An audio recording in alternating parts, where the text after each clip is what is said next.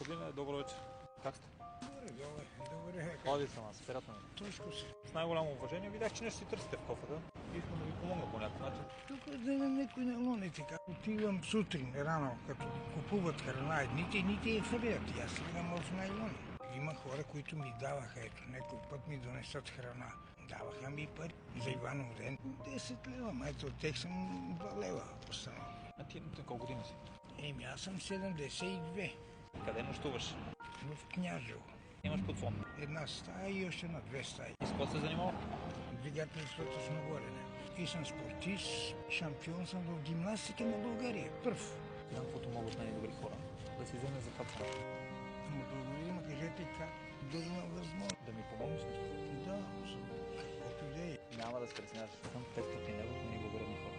Благодаря ви.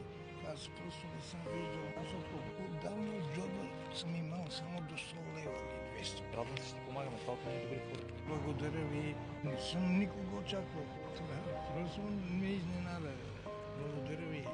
Жив и здрав да си. На хората трябва да си помагаме. Радвам се, много, че се запознахме. Чао! Сърдечно ви благодаря отново, че зана подкрепяме хората. Всеки, който иска да се включи в доброволческата инициатива, може да го направи чрез линковете, които се намират в информацията на профила.